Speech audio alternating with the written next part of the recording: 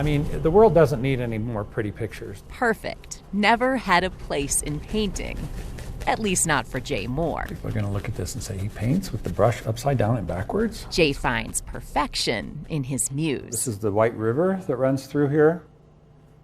In elementary school, my fellow students would pay me to do drawings of just whatever. Like they would commission me for 25 cents to paint a cowboy on a horse. Now he paints landscapes at his studio in Parker. You know, you don't really think about that your back's getting sore, or you don't think that, oh, it's 2 o'clock and I haven't had lunch yet. When his back finally complains, he gives that and his brain a break. Well, I got to figure out what chords I can do without the string. Imperfections be damned. This is life. You get broken strings and you keep going. Each brush stroke is a note in his composition. It's like tuning an orchestra, you know, getting all the pieces to work together.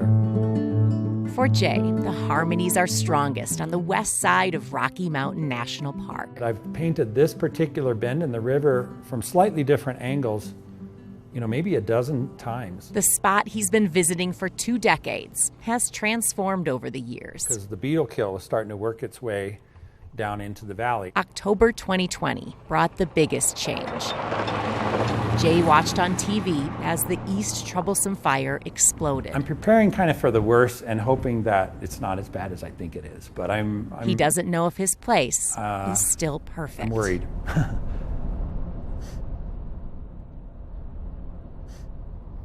Boy, that must have been hot coming through here. The fire is the second largest in Colorado history. This valley was pretty much at the epicenter, it looks like.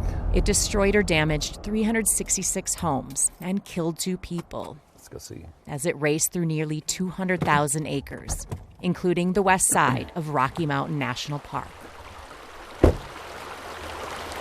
These trees have fallen down into the water that obviously weren't there. The river has changed its path. There used to be a little sandbar. Flames must have just been licking through here like balls of fire. I still love this spot. It's like you can't fall out of love with this spot. This is my spot. Color and light, angles and soft curves. The ingredients for a masterpiece are still here. I do a lot of squinting when I paint. You probably get a lot of funny expressions. Jay concentrates on the good. It's part of the forest and part of the cycle, and we just happen to be living in that part of the cycle. He knows the scars he sees don't compare to the hurt the community feels. This is your home that you built or that your family has lived in, and come back to it. That would be another level of grief.